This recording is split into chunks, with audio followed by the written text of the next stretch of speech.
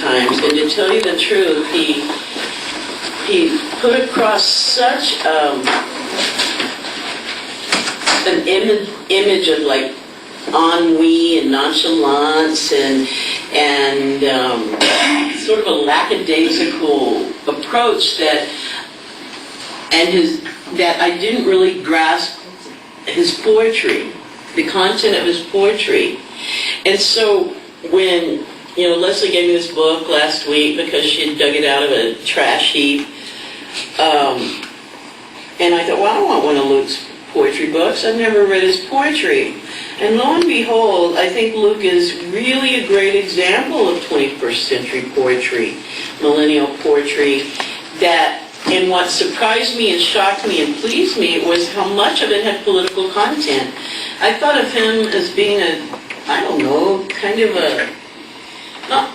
I thought of him as being different from that. And then I picked up this book and read several of his poems and realized it epitomizes to me the sense that so many of us have, whatever our age in the 21st century, of the future being totally dystopic, not utopic, dystopic, a bad idea, bad things, grim things, loss and violence and all of those negativities that so many of us will become wearied and burdened by when we think about all the things that go on in the world.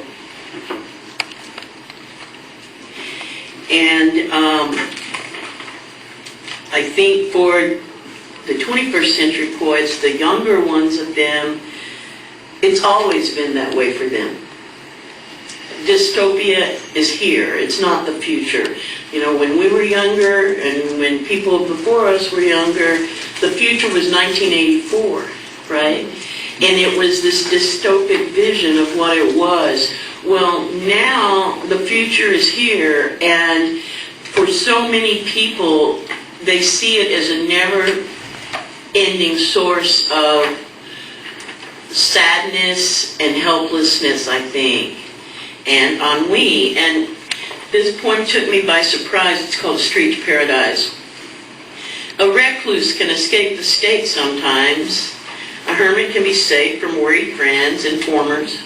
Everyone who wants a life of freedom must live it mostly alone. Clover honey between your legs calls children forth from me who cannot live in this valley.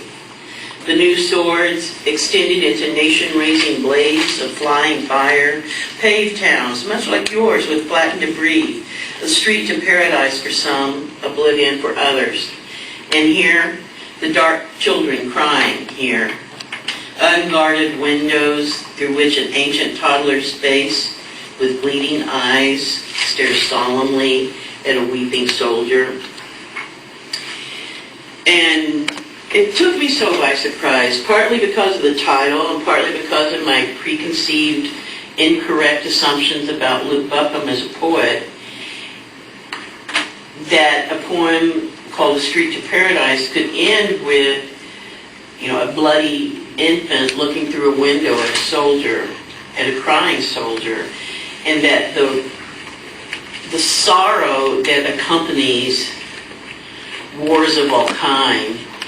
And from that, I thought it led logically into one of the old-time poets for change, Federico Garcia Lorca, who lived during the Spanish Civil War and was against the fascists, and he was also a gay writer known throughout the world and is a role model and a beacon for writers from the 20th century on, I think. And Garcia Lorca was the ultimate poet martyr. The fascists took him out and shot him, and his voice was silenced. And so I think that it's important for us to revivify those martyrs and those poets who have died in the cause of poetry. And this is called The Weeping. I have shut my windows. I do not want to hear the weeping, but from behind the gray walls, nothing is heard but the weeping. There are few angels that sing. There are few dogs that bark. 1,000 violins fit in the palm of the hand. But the weeping is an immense angel. The weeping is an immense dog. The weeping is an immense violin. Tears strangle the wind. Nothing is heard but the weeping. And that translation was done by Kenneth Rexroth. And it's from a little anthology, City Lights Pocket Poets Anthology, edited by Lawrence Ferlinghetti, who in and of himself is an icon for the use of poetry for change. He went to jail for publishing Ginsberg's poem How. He went to jail for that. And Ginsberg's poem How was a huge theme. It represented a change of poetry from the staid, perhaps, salons of Paris and Boston and all the elite places that poetry was found, and the more sedate and quiet ways it expressed itself. Ginsberg burst through all that, and Ferlinghetti was his knight in shining armor. He went to jail for it. What year was this? The late 50s, early 60s, yeah. You're aware there's a movie about that trial?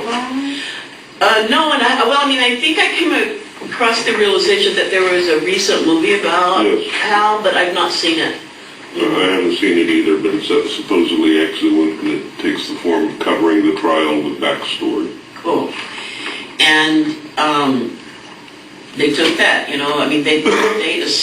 they were stalwart defenders of the First Amendment and for poets' ability to write about what's wrong and what's right in the world, and to do it in very explicit and radical ways, different ways, more in the line of Walt Whitman than Emily Dickinson and American poets, I suppose.